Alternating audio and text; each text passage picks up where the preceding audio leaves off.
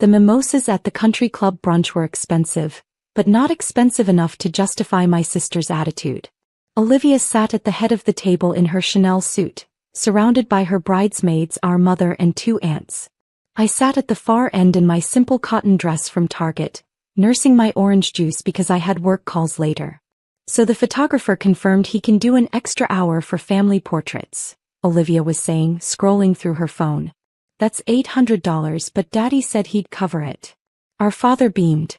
Nothing's too good for my little girl's wedding. I smiled into my orange juice. Olivia was 32.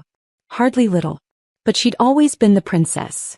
Harvard-educated, engaged to a corporate lawyer, working as a senior marketing executive at a Fortune 500 company. I was the family disappointment at 28. Emily, you're being so quiet, my mother said, looking down the table at me. Are you sure you're feeling well? You look a bit tired. I'm fine, Mom. Just listening. Are you still working at that event planning place? Aunt Margaret asked with poorly concealed pity. What was it called again? Thompson Event Design, I said. Right, she nodded sympathetically. And they have you doing, what exactly? Coordinating events, I said simply. Olivia's maid of honor, Brittany, whispered something to her. Olivia glanced at me and nodded. My stomach tightened. I knew that look. Actually, Emily, we need to discuss something. Olivia set down her mimosa with the air of someone about to deliver bad news for my own good. About the wedding. Okay, I said carefully.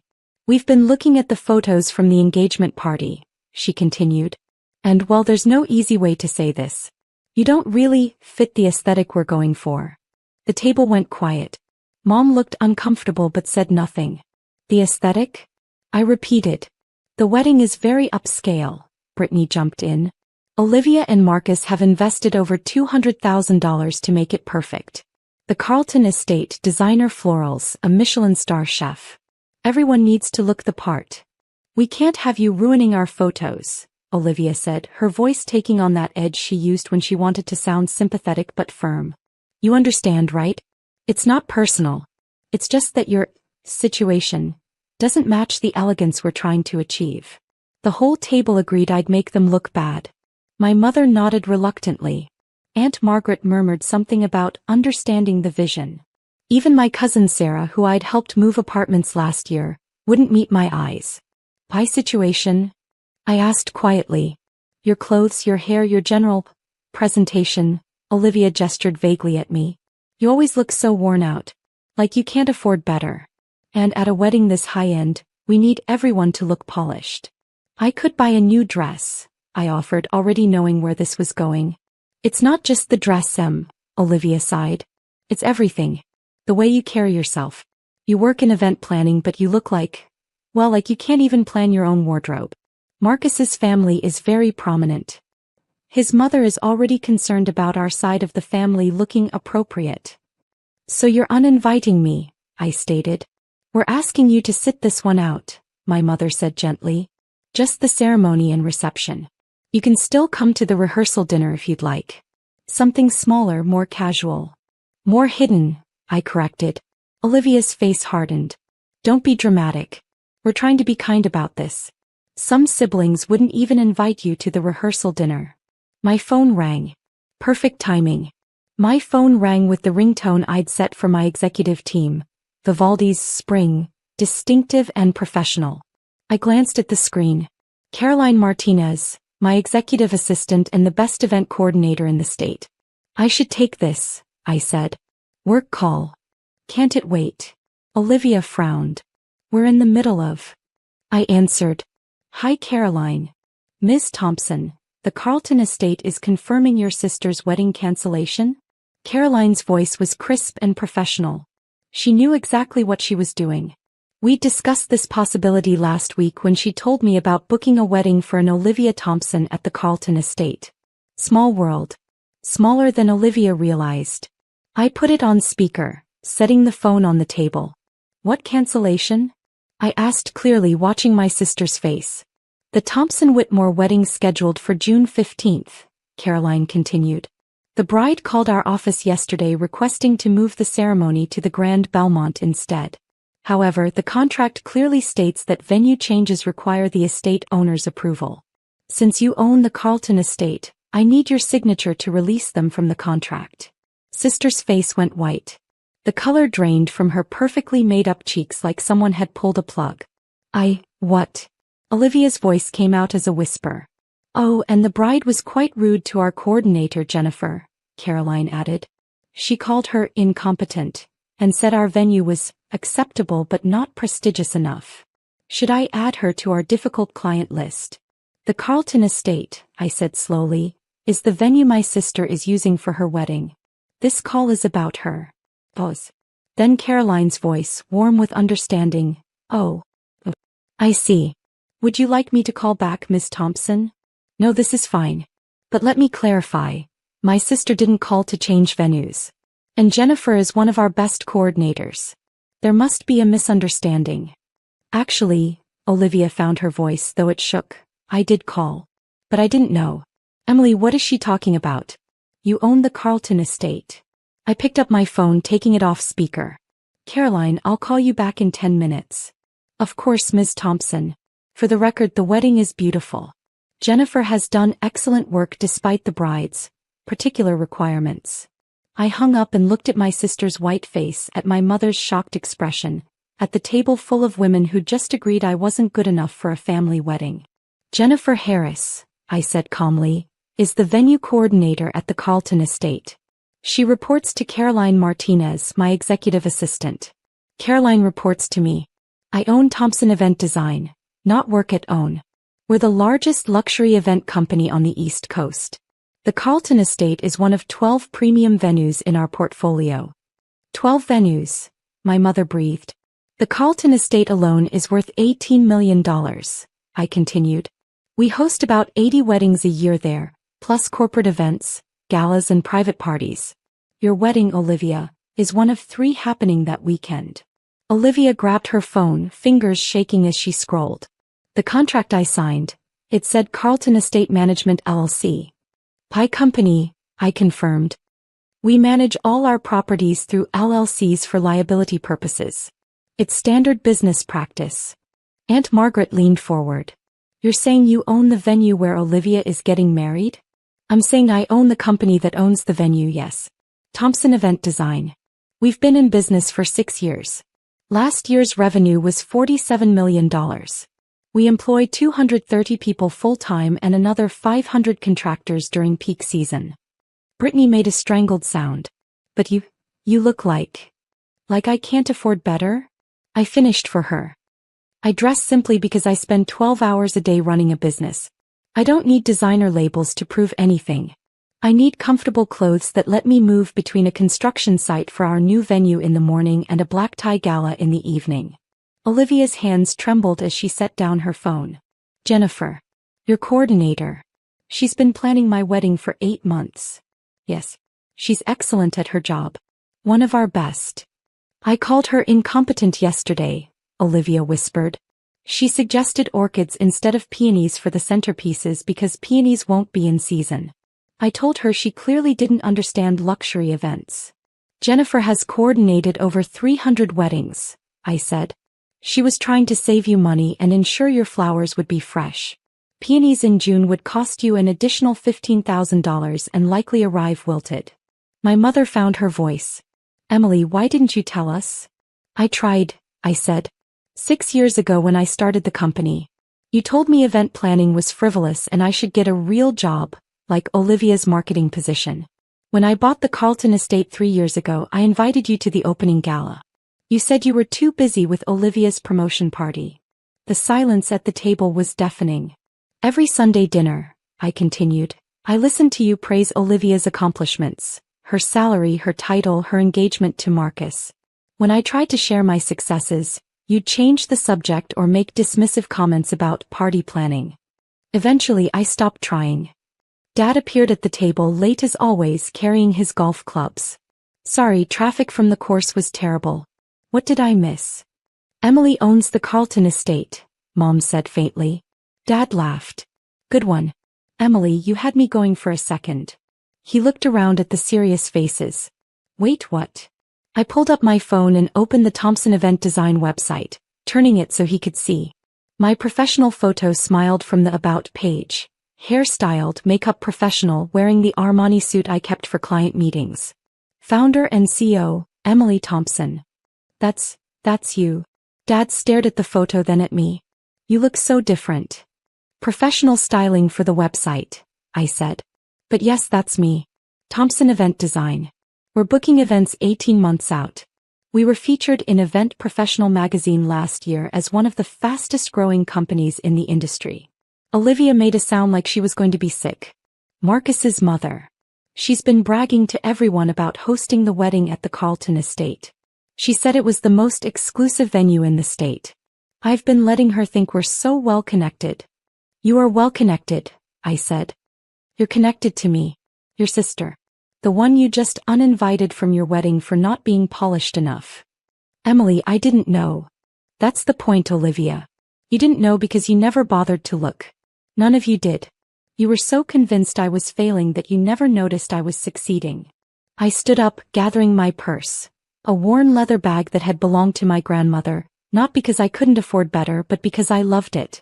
Caroline is waiting for my call, I said. I need to decide whether to approve your venue change request or enforce the contract clause about client behavior towards staff.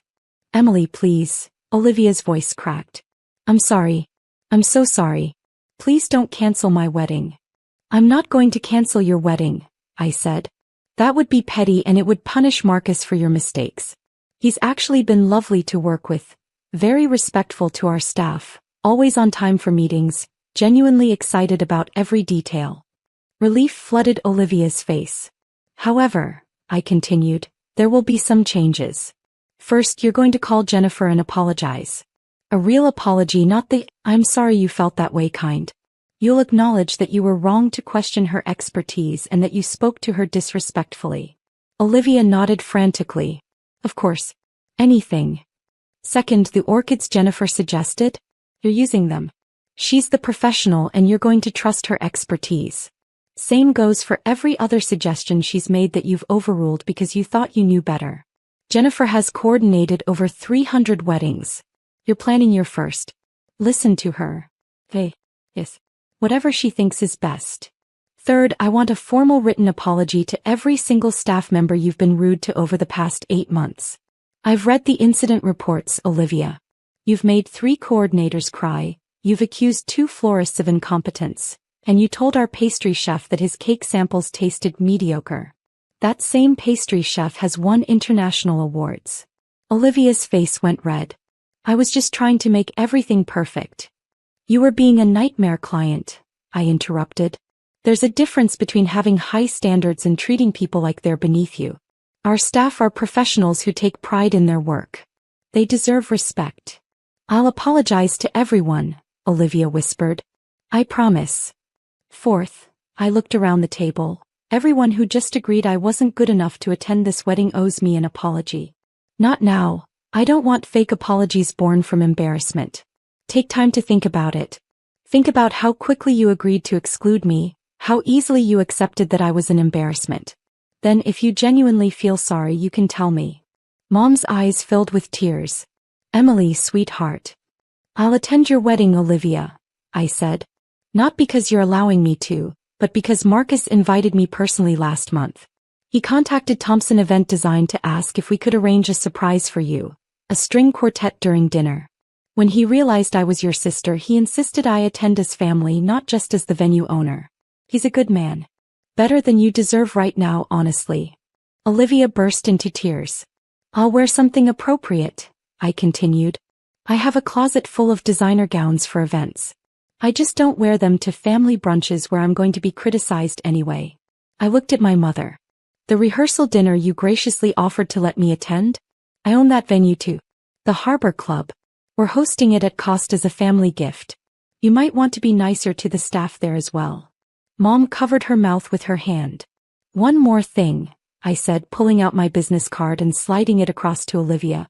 Jennifer mentioned you've been having trouble with your caterer. Something about them not being able to handle the menu you want? Olivia nodded miserably. Call the number on that card. Ask for Chef Marcel. He's our executive chef and he's won James Beard Awards. Tell him I sent you. He'll handle your menu personally at the same price you're paying your current caterer. Consider it a wedding gift from your embarrassing sister." I walked away from the table, leaving behind shocked silence and the ruins of their assumptions. My phone rang again as I reached my car. "Caroline, how did it go?" she asked. "About as well as expected," I said. "Don't cancel the wedding. But do flag Olivia Thompson's file. If she's rude to staff again, I want to know immediately." "Understood." Also, the mayor's office called. They want to discuss hosting the governor's inauguration ball at the Carlton estate in January. Should I send them the premium package information? I smiled, starting my car, a practical Toyota that I drove because I'd rather invest in properties than vehicles. Send them the presidential package. If they're bringing the governor, we'll do it right. "Will do, boss." "And Emily? For what it's worth, I looked up your sister's wedding file. Based on her behavior, I would have uninvited her from any event I was running." I laughed. "Thanks, Caroline. I'll be in the office in 20 minutes. We have the Grayson anniversary party to finalize." As I drove away from the country club, I caught sight of my reflection in the rearview mirror. Same worn-out Emily in her Target dress. But now my family knew what I'd always known. The clothes don't make the success. The work does. My phone buzzed with a text from Marcus. "Olivia just called me crying. Did something happen at brunch?" I typed back, "Just a little family misunderstanding. All sorted now. See you at the venue walkthrough Tuesday."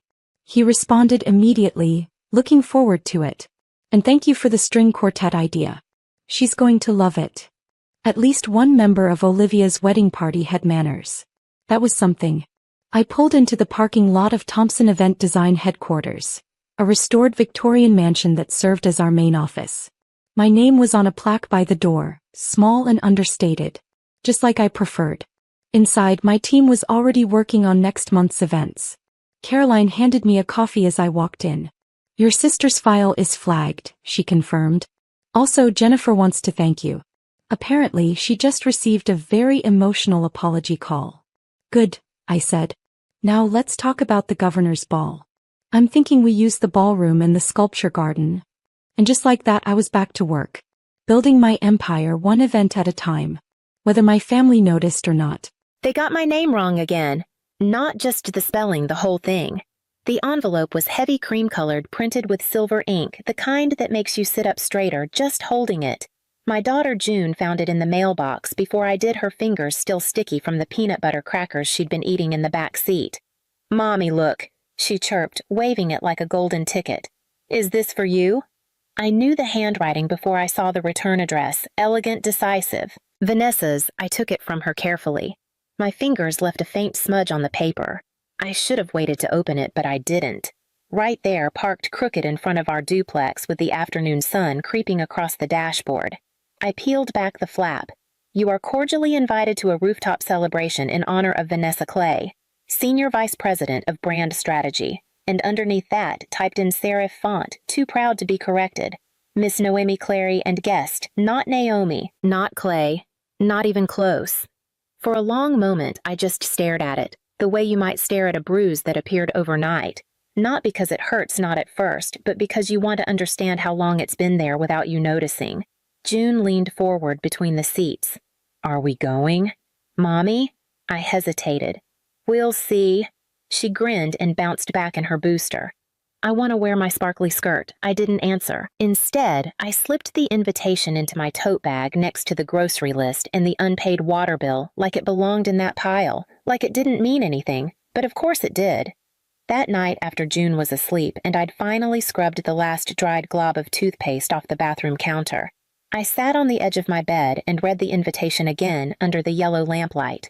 The typo was still there. Still wrong, still small and pointed like every other time. It wasn't the first time Vanessa's assistant or whoever sent these things had gotten my name wrong. Once they'd addressed a holiday card to Naomi and son June's name was nowhere. Another time.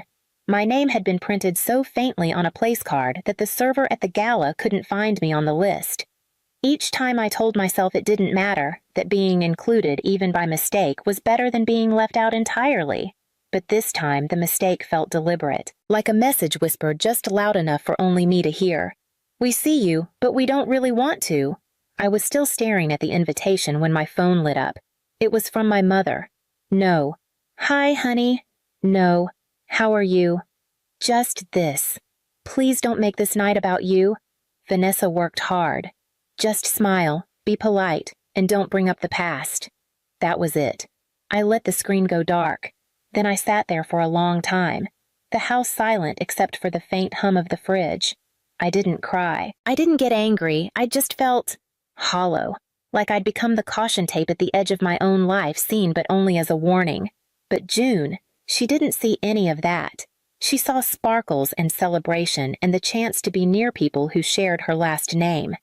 The next morning, she found the RSVP card on the counter and shouted, "We're going right!" And I said yes, because as much as I wanted to disappear, I couldn't bear to let her think I wasn't worth showing up for. There's a photo from 11 years ago buried somewhere in a box under my bed of my sister Vanessa standing in our parents' garage pointing to a poster board covered in hand-drawn graphs. I'm standing beside her, half smiling in sweats and a messy bun, holding a red marker. What that photo doesn't show, and what no one ever talks about, is how we got there. Dad had just passed 6 months before. The grief in our house didn't scream. It settled heavy, quiet, unspoken. Vanessa was flailing.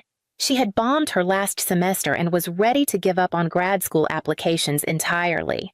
I remember sitting with her at that dining table for hours, coaching her through essay prompts, formatting her resume line by line, printing out mock pitch decks to boost her confidence. I even introduced her to Malcolm Rhodes, an old contact from a nonprofit I'd once freelanced for. I didn't think twice. She was my sister. That year, I deferred school, took June with me to babysitting gigs, typed content copy late at night for small businesses just to keep the lights on. Vanessa, meanwhile, landed her first internship at Rhodes & Partners. Her life took off mine, settled. At first, it didn't bother me. I wanted her to succeed. I told myself there'd be room for me later, but then birthdays came and went, with my name forgotten in group texts, family dinners where my seat moved farther from the center until I found myself next to Coates on the guest bench. At one gathering, the slideshow of Vanessa's journey played on loop, and in every picture that once had both of us, I was cropped out. The worst part wasn't being excluded, it was how quietly it happened. No confrontation, no fight, just silence, like a door gently closing. Locking itself, Mom used to say. Vanessa has always been the driven one, as if I had chosen stillness, as if grief hadn't carved that choice into me. She told June once right in front of me, "Your mama's good at staying in the background. That's a gift too." Baby, I didn't correct her. Not because I agreed, but because I was too tired to explain the difference between stepping aside and being pushed. Sometimes I'd wonder when exactly I disappeared. Was it the day I handed Vanessa that business card from Malcolm? Was it the first time she posted a photo of her mentors and left me out? Or was it slower than that? 1,000 little moments where I didn't raise my voice. The answer didn't matter, because somewhere between the garage presentations and rooftop promotions, my role shifted from older sister to invisible archive. And by the time I noticed I wasn't just missing from photos, I was missing from the story altogether. I never plotted to get even. That would have taken energy I didn't have. Instead, I did what forgotten people do best. I got quiet. I got small. I disappeared politely. We moved to a 2-bedroom rental north of Round Rock, far enough from the city for the silence to feel like ours. June started kindergarten at the local elementary, and I picked up freelance copywriting again, small businesses, mostly nonprofits, who needed web pages with warmth. I kept my LinkedIn simple, no photos, no fanfare. I stopped attending family holidays. No one called to ask why. Most nights after June was asleep, I'd stay up tinkering with documents. No one asked for resume templates for young women on career forums, guides for interns unsure of how to write their first cover letter. I sent one anonymously to a junior associate at Rhodes & Partners when I saw her post about burnout on Twitter. She never knew it was me, but the next month I heard she'd been promoted. I didn't want credit. I just couldn't seem to stop giving. Still, I kept things not out of spite, more like proof that I existed. An old camcorder clip of Vanessa and me practicing her pitch in our garage. A binder with notes in my handwriting labeled V's grad school apps, and one envelope. Thick paper hand-addressed with a letter. I never sent. It was for my mother. Inside, I'd written, "I don't want recognition. I just want to stop being rewritten." I folded it once, tucked it between pages of an old Reader's Digest my father had saved, and placed it in the drawer under the coffee mugs. Every so often I'd find it again while reaching for filters or tea bags. I'd run my thumb across the edge, then close the drawer. Out of all the things I couldn't say aloud, that letter was the most honest, because the truth is, when you grow up being needed but not seen, you learn to make usefulness your only currency. And when they stop needing you, you vanish. Still, life went on. June flourished. She built pillow forts and read books upside down and sang songs she made up about dinosaurs in love. She didn't know her mother was invisible at family functions. She didn't know about the photos. I wasn't in the gifts. I wasn't thanked for the times I almost spoke up and didn't. All she knew was that I showed up for her, and maybe in the quiet of those years, that was enough. Maybe disappearing from their story gave me room to start writing mine. I didn't plan to go to the promotion party, I truly didn't. But then June saw the invitation and her eyes lit up like someone had promised her magic. She asked if we could bring cookies with sprinkles. She asked if her sparkly skirt was too much, and when I looked at her, I remembered what it felt like to be small, to hope for welcome, to not yet know how cruel families can be. So I said yes. Not for them, for her. The rooftop venue shimmered under the early evening sun, all glass railings and gold-trimmed table settings. From the elevator, June gasped. "It looks like a palace," she whispered, her hands clutching the cookie tin we'd packed that morning. She was right. It did. Balloon arches swayed in the breeze. Waiters moved like clockwork between tables draped in ivory linen, and a string quartet played a slow, elegant version of "Ain't No Mountain High Enough." We walked toward the check-in table. The young man behind it didn't look up. He handed me a program and gestured to a sign. Table assignments. I followed the arrows, scanning for our names. There was no Naomi Clay. No June Clay. A woman in a headset spotted us lingering. "You're Naomi?" she asked, already half turned away. I nodded. "Table 17, she said, pointing. "Overflow." Her tone was smooth. Practiced. The kind people use when they don't want questions. Table 17 was behind the catering station, just past the service hallway. The chairs were mismatched folding types with metal backs. A makeshift sign on printer paper read, "Overflow guests." A man in a polo shirt nodded at me as we approached. "You with the vendor team?" he asked. "No," I replied quietly. "I'm family." He looked away. I pulled out a chair for June. She climbed up, legs swinging, and set her decorated tin carefully in the center of the table. "I hope Aunt Vanessa likes it," she beamed. "I drew a crown on her head 'cause she's like a boss queen." I smiled, unsure how to tell her that queens don't always recognize their makers, from across the space. I spotted Vanessa Navy, jumpsuit, sleek bun, champagne flute in hand, surrounded by a circle of executives and camera flashes.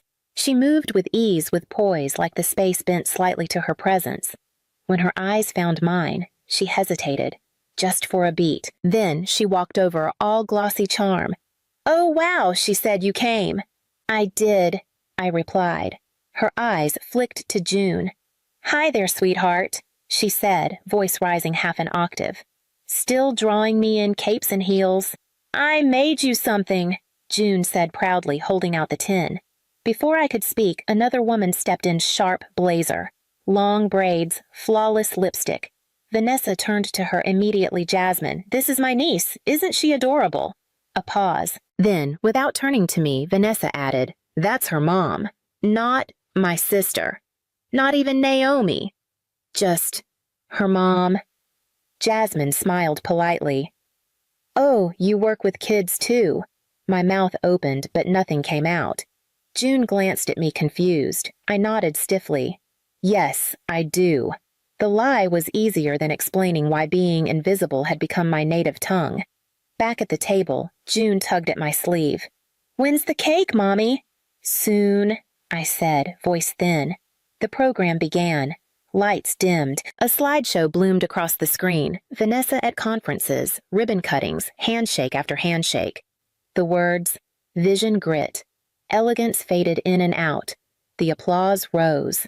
June clapped. I didn't. I looked at the screen, searching for something that wasn't there.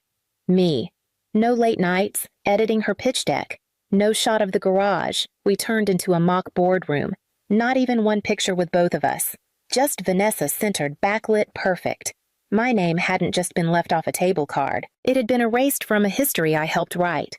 June leaned into me, whispering, "Are you sad, Mommy?" I swallowed hard. "No, baby," I said. "I'm just remembering something. And I was remembering what it felt like to watch someone build a kingdom out of bricks you carried and then turn around and call you the help." Vanessa stood at the podium like she'd been born there. Her voice, polished and confident, filled the rooftop space with ease.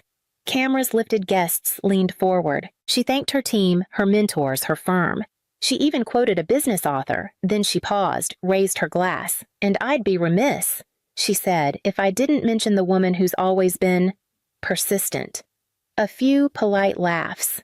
"My older sister," she continued. "A single mom, resilient, tireless, clearly unwanted by anyone else." Laughter. Laughter that rippled and expanded, not from strangers, but from people I used to pass mashed potatoes to at Christmas. Some gasped, then laughed harder at the awkwardness. Others chuckled like they'd been waiting for permission. I froze, my hand clenched around the water glass, slick with condensation. Across the table, June's smile faltered. She looked up at me, brows pinched in confusion. "Why are they laughing at you, Mommy?" I couldn't answer. I could barely breathe. Vanessa moved on undeterred. "But seriously," she said, waving away the joke, "let's raise a glass to new beginnings." Applause erupted again. I stayed still. I wasn't a statue, I was ballast, keeping myself from drifting into shame. And then it got worse. From the front row, my mother lifted her glass and called out, "Used product, but still polishes up well." This time, the laughter had teeth. June turned away, her little shoulders drawn in tight. She clutched her cookie tin like a life raft, trying not to cry. I didn't run, I didn't scream. I just sat there staring straight ahead, willing the room to collapse into itself. No one came over. No one said that was too far. They just kept eating shrimp crostini and refilling their glasses. June's voice broke the silence between us. "Did I do something wrong?" I brushed her hair back gently. "No, baby," I whispered. "You were the only one who did something right." Then something shifted. A man rose near the stage, calm, tall, familiar, Malcolm Rhodes. "I'd like to say a few words," he said, not into a microphone, just loud enough. The room stilled. Glasses lowered. Waiters froze mid-step. Vanessa turned toward him, lips already curled into a smile. "Of course, Malcolm," she said, stepping slightly aside. He didn't return the smile. "Tonight, we're here to honor Leadership Drive Success," he began. "But I want to speak briefly about recognition. Real recognition." His eyes swept the room, but they landed on me. "There are people in this space whose names aren't on banners," he said, "but whose work built the banners. People who carried weight no one saw and taught others how to rise, not with applause, but persistence." A pause. "Tonight, we honor one sister. But let's not forget who opened the door in the first place." You could hear the clink of a fork being set down. Just that. No one breathed. Vanessa's smile didn't fade. It tightened. Then another voice, quieter, rose from the crowd. "I'd like to say something too." It was a young woman from Vanessa's team. I recognized her from an old staff photo. Her hands trembled as she stepped forward. "I know this is a celebration," she began, "but I want to acknowledge someone who changed my life." Vanessa nodded expectantly, but the woman didn't look at her. She looked at me. "Naomi Clay helped me during my medical leave," she said, her voice gaining strength. "She sent resources. She checked in. No one else noticed I was slipping, but she did. And I never got to say thank you." She turned to me fully now, "So, thank you. You saved me." A long beat, then applause. Not cautious, not polite. Full real for me. I didn't stand. I didn't bow. I just blinked. June squeezed my hand under the table, and then from somewhere near the front, the slideshow shifted. The same images rolled Vanessa at conferences and offices in control. Then it stopped, flickered, and a new image appeared. One I hadn't seen in years. Vanessa standing in our parents' garage, a pitchboard behind her, her hands mid-gesture, and me still in sweats. red marker in hand, smiling at her like I believed she could take on the world. Below it, in soft script, where the journey really began, people turned, not all, but enough. And I saw their eyes widen, not with shock, but recognition. They'd laughed, but now they saw. Vanessa was still seated when the screen went dark. Still smiling, but now the kind of smile that stretches too thin, like the last inch of fabric before it tears. She didn't speak. Neither did my mother. For the first time all night, their silence felt unsure. I didn't need them to say anything. As the applause settled, Malcolm stepped off the platform and made his way toward our table. He didn't rush. He didn't posture. He simply reached into his blazer and handed me a small flat box, the kind used for keepsakes or jewelry. This was left on the main table, he said. I had a feeling it wasn't meant to be forgotten. Inside was June's handmade frame, slightly bent at the corners, now glitter glue, smudged from too many hands. Tucked behind it, folded in thirds, was thick stationery. I unfolded it carefully. At the top was a logo. I recognized the non-profit Malcolm chaired, underneath a formal letter. They were launching a mentorship initiative, focused on resilience, on voices overlooked. They wanted me to lead the pilot. I stared down at the words, unsure what to feel. It wasn't the title that shook me, it was what Malcolm said next, softly. We don't need the loudest voices. We need the ones who remember what it feels like not to be heard. I nodded. Thank you, I said. Don't thank me, he replied. Just take what's already yours. When I turned back toward the crowd, the party had started shifting. The string quartet was playing again, but the mood had changed, not loud, not dramatic. Just unsettled. Vanessa stood finally, her arms crossed, jaw tight, but she didn't approach. She didn't have to. I walked past her toward the exit, June's hand in mine. She looked up at me wide-eyed. You were right, Mommy, she whispered. You didn't need a big party to be seen. I smiled real and small. No, sweetheart. We just needed them to stop looking away. At the threshold, I turned once, not toward Vanessa, but toward my mother. She sat stiff in her chair, hands knotted in her lap. You don't have to say anything, I said gently. I already stopped listening. And then we walked through the doors down the hall into the night air that felt clearer than it had in years. The car ride home was quiet. June dozed off, still holding her frame like treasure. I watched her in the rearview mirror, peaceful, safe. And I realized something. I wasn't angry. Not anymore. Just done. Done shrinking. Done asking. Done. Being written out of stories I helped begin. When we got home, I didn't tuck the frame into a drawer. I placed it on the center shelf in our living room, glitter-bent edges, all of it. Not as a symbol of being celebrated, but as proof. We were always here, even when they refused to see us. I was 17 when I realized my name didn't belong in the house I grew up in. It was Kyle's birthday. There were balloons tied to the back of every chair, frosting smudged across the fridge, and the smell of store-bought lasagna heating in the oven. I was doing dishes because no one asked me to sit. My mom was laughing at something Kyle said about his football coach.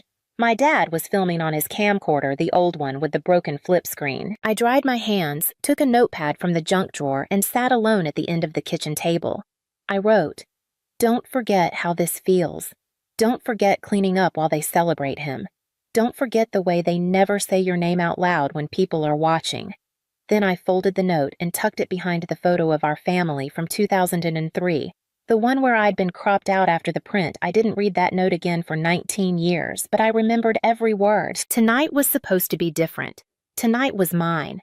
I'd worked for 10 years as a trauma nurse. Double shifts, night shifts, holidays, no vacations. I didn't have a husband, didn't have kids. I barely had time to keep my houseplants alive. But I had one goal, save my parents' home, and I did. Final payment cleared, deed clean, no liens, no debt. It was supposed to be over. My mom helped me hang the banner. Congratulations, Elena, in gold letters across the fireplace. I catered the food, paid for the wine. Set every place setting by hand. My dad said he was running to the store for a drill he'd been eyeing. Kyle arrived late with Lacey on his arm and a Rolex on his wrist. "Wow," he said, surveying the room. "You really went all out. You always were, the organized one. Organized, not loved, not thanked, just useful." I was about to give a short speech. Something about home, about perseverance when my dad finally showed up. No drill in hand, just a bottle of champagne and that smile he used to save for Kyle's wins. He tapped a spoon to his glass. "I have a little announcement," he said. I smiled, waiting for it. Waiting for my moment. "To Elena," he said, "for organizing this beautiful party, always our dependable one." People clapped politely. I nodded, but the real celebration is for Kyle. The room stilled. Our boy's going viral, 10,000 followers on TikTok, and we've decided to invest in his future. We've remortgaged the house to help him launch his travel content brand. My fingers curled around the champagne glass. "Isn't it exciting?" my mom whispered. "He's going to Bali." "The camera just loves him." I didn't answer because I was already calculating how many hours of blood sleep and missed birthdays it had taken me to give them a house and how fast they'd handed it back to someone else. I didn't make a scene. I walked to the back hallway, took out my phone, dialed a number I had saved but hoped I'd never use Trevor Maynard's office, the voice said. "This is Elena Moore," I said. "Please tell Trevor it's time." "Of course. Would you like him to proceed?" I glanced through the archway at Kyle describing the Maldives like he'd earned the airfare at my mother, beaming at my father toasting the son I'd already paid for twice. "Yes," I said. "It's time to proceed." But this wasn't the first time my family erased someone. I just didn't know it yet. I didn't go back into the party. I waited in the upstairs bathroom sitting on the edge of the tub counting the tiles on the floor, like I used to when I was 15 and hiding from one of Dad's talks about why Kyle needed more room to grow. Laughter echoed through the vents. Kyle was probably showing off his promo reel, borrowed drone footage set to royalty-free music. They would eat the good shrimp. They would toast to his courage to chase dreams someone else paid for. Trevor called back 30 minutes later. "It's all still intact," he said. "The trust holds. Every mortgage payment you made went through it and the new loan, legally invalid. They can't remortgage something they no longer own." I exhaled. Not relief. Something colder. Something like confirmation. "They'll fight it," I said. "They can try. But unless you signed off and I know you didn't, it's just paper with someone else's signature pretending to be yours." "I know," I said. "He's done it before." That part slipped out. Trevor paused. "You mean your father?" "When I was 19, I applied for a student loan, got denied, said I already had a loan open under my name, but I didn't. Trevor, I didn't." Another pause. "We can look into that later," he said quietly. "For now, I can have the letters drafted and delivered Monday morning." Do it!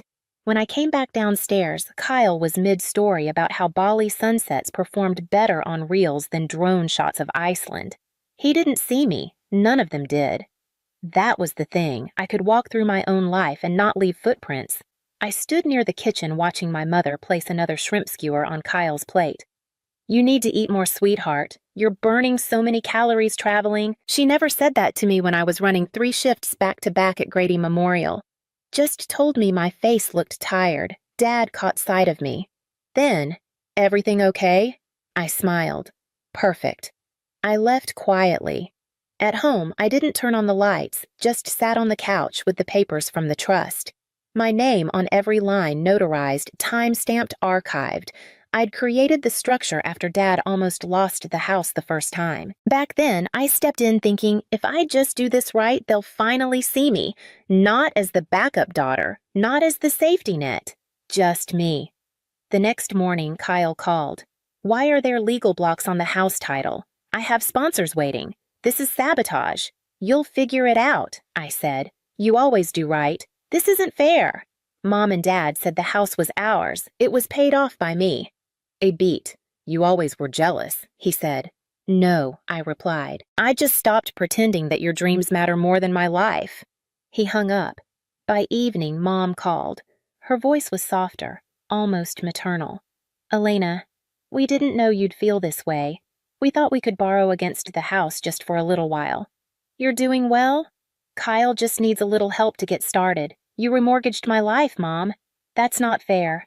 "You're right," I said. "It's not. I didn't yell. I didn't cry. I just looked at the folder in my lap at the signatures they gave me years ago without reading, and I realized something. They never thought I'd use them. They thought I'd always stay the reliable one. Quiet, exhausted, loyal.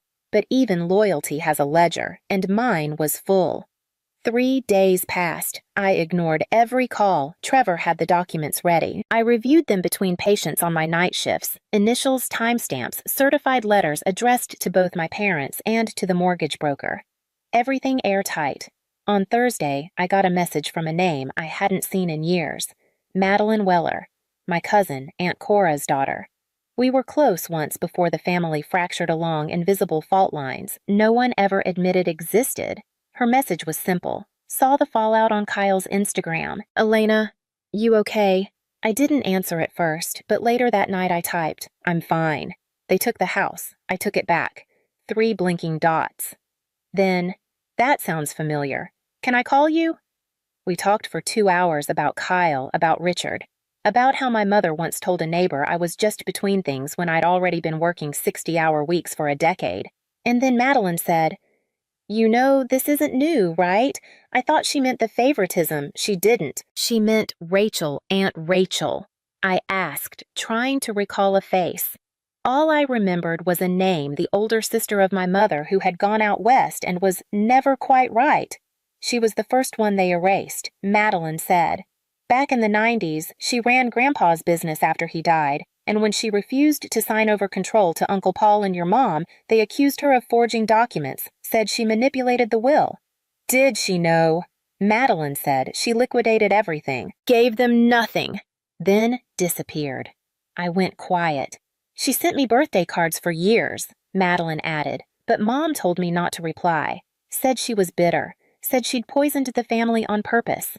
That night, I found Rachel's name in a public records database. Rachel Lynn Whitaker, former business owner. No criminal record, currently residing in Arizona. I hesitated. Then I sent a message. She replied 5 hours later. I was wondering when one of you would call. We set up a video chat.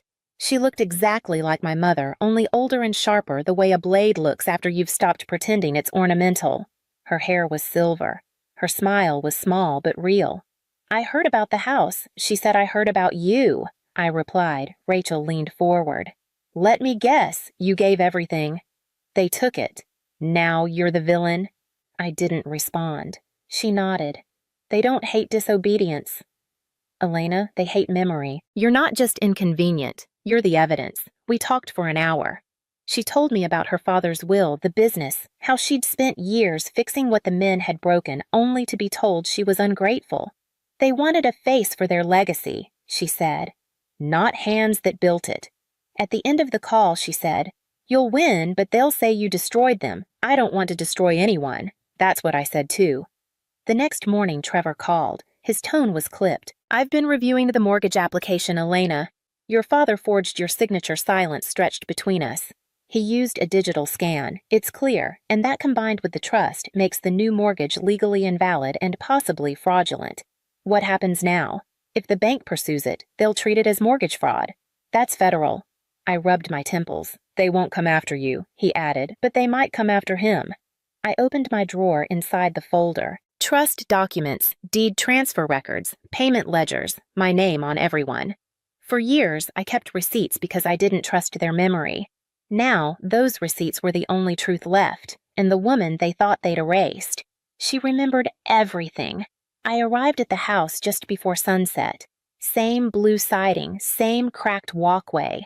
The grass hadn't been cut. A plastic flamingo from Kyle's 5th birthday still leaned sideways near the porch, sun-faded and forgotten. I used the old key. It still fit. They were all waiting inside. My father stood near the window, arms crossed, jaw tight. My mother sat on the edge of the couch, hands clenched in her lap. Kyle was sprawled on the armrest. Lacey curled beside him like this was some kind of intervention, not a reckoning. You didn't have to come like this, my mother began. I came with documents. I said I set the folder on the coffee table. It made a solid sound, the kind that told you it wasn't bluff. These are the trust papers you both signed, I said. Every payment record, every repair, every tax receipt. The house was never yours to mortgage. My father didn't move. You tricked us, he said finally. No, I said evenly. I protected myself. You didn't ask what the papers said. You just signed. That's because we trusted you, my mother said. No, I said again. You depended on me. That's not the same thing, Kyle scoffed. So what now? You're kicking your own parents out on the street? No, I said. I'm giving you 30 days. That's more than you gave me when you signed my name to a loan. That landed. My father's eyes narrowed. You're overreacting. I reached into the folder again and pulled out the legal notice from the bank. Stamped, certified, undeniable. I'm not overreacting, I said. I'm just finished. Then Kyle stood. Actually, he said, digging into his backpack, you're not the only one with receipts. He tossed another folder onto the table.